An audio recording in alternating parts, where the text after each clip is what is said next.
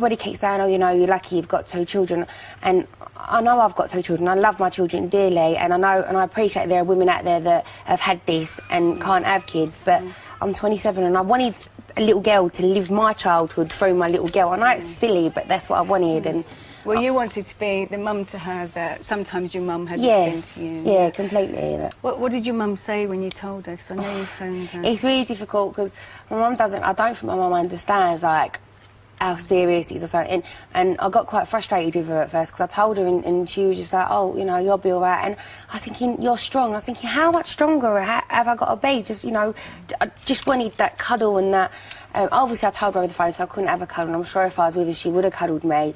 But it's really odd with me and my mum. And obviously, she's hurting because I'm her daughter. But she relies on you as well, doesn't she? You're more like the mum to her in a way. Yeah, I guess. She's a great nan, and she has my boys, and I can rely on her for that. But Mum, I'm more of her mum. Yeah, because when it happened, the boys went to her because you just, I mean, you needed time on your own. Yeah, I wasn't physically strong enough. I was breaking down all the time, and don't get me wrong, I'm not made of iron, and I'm still like breaking down now. But I'm a lot stronger, and I've realised that when I'm with my boys, I've spent a whole week with them, like just away, like doing stuff I'd never normally do, like rock climbing and stuff.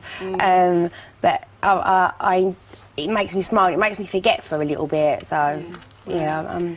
It's a huge thing you're carrying around with you, and everyone's thoughts are with you. And you know what I found very poignant is when you came back from India, and you, who have lived your life with the cameras, really, not all of it through your own volition, you just looked and said, I can't do this anymore. What I tried to do is I had to cry on the plane, because I knew as soon as I got off, I knew they were going to be, and I thought, if I cry now, I'll get it out, and I'll be strong, and I'll be able to get to my car, and I tried my hardest, desperately, just to walk with my head down, and just ignore, but I couldn't, my lips started to quiver, and I weren't ready to face all of that. And, you know, they've been sitting outside my house every day, and they've not been horrible, they've been all really pleasant, but I just weren't ready to face all of it. I just weren't strong enough, but I'm doing all right now. All right, and listen, it's lovely to see you. All the very best tomorrow. Thank you. I know it's a really big day, and thanks a lot for coming in. And I know the reason you're in here and you want people to know this is you just want to clear things up for all the rumours that are going around and all that. Oh, yeah, I'm not doing a TV show out of this. No, I would never do that. I was filming before, and it's all finished when I went to India, and so I would never do that. It's something that I need to go for on my own and get stronger.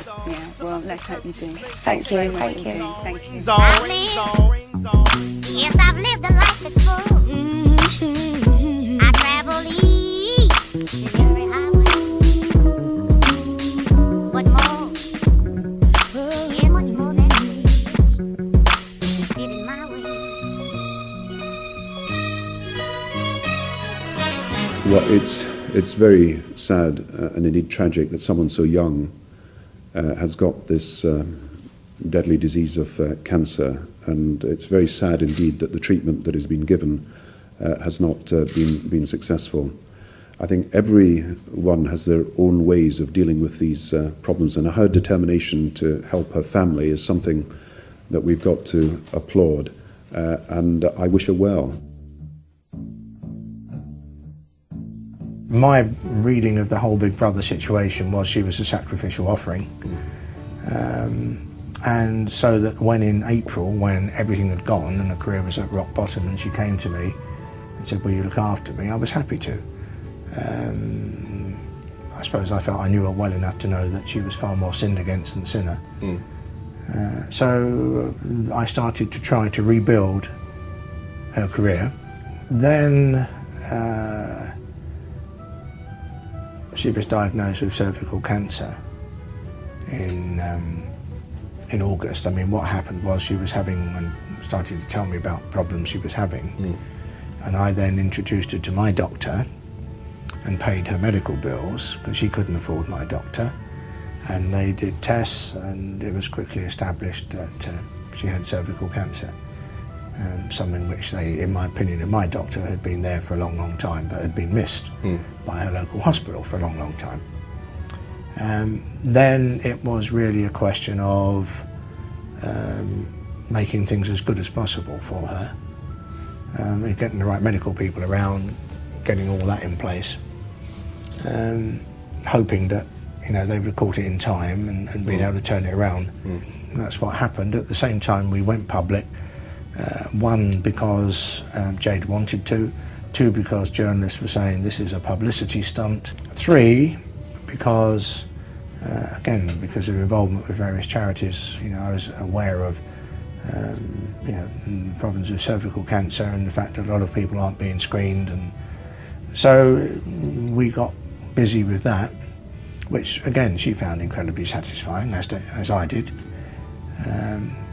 We found out just a few weeks ago that it had spread. We knew that before things were bad, and she had a 50-50, 40-60 chance of, and then it just went from bad to worse from that point of view.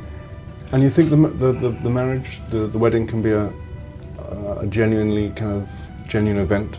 No, you're talking about Jade Goody. It might not be a genuine event for you, or for you, but for her it's extremely real, and it's probably the one thing she's focusing on now that kind of gives her an awful lot of pleasure. Yeah. And you know, it's also wonderful for me to make an awful lot of money out of the media that's making an awful lot of money out of her.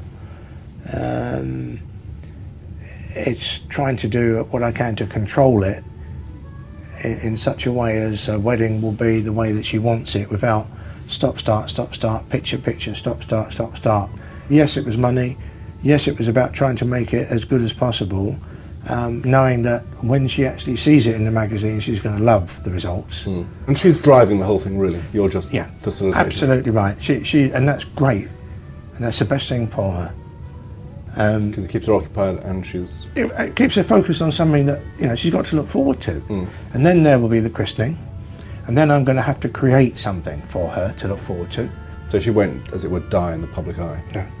No, not if I have anything to do with it. No, yeah.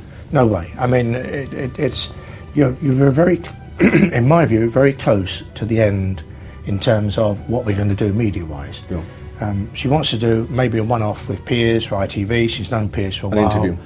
And that would be like the definitive interview. She's done this thing, Living TV finishes after Sunday, so there might be one, there might be the christening, there might be, but hopefully weeks or months, that's it. Has she become a friend as well as a client? Yeah, well, I mean, yeah, I mean, obviously we talk a lot. And I was diagnosed with cancer myself 18 months ago. My wife died of cancer 6 years ago. Ironically, you know, also. And you're working with Marsden, you've seen a lot of. 40 years I've been involved with the Marsden, the children's leukemia unit, but you know, Liz died 6 years ago there. But I've been involved with that particular hospital, also helping to keep. And her anger was very real, wasn't it, when she spoke about how angry she was about being ill? Oh, I mean, you know, absolutely. You know, she's a young woman who was looking forward to, loves life, and you know, suddenly, you know, the two little boys, and I suppose that also the fact that this could have so easily been avoided. I think people who accuse Jade of milking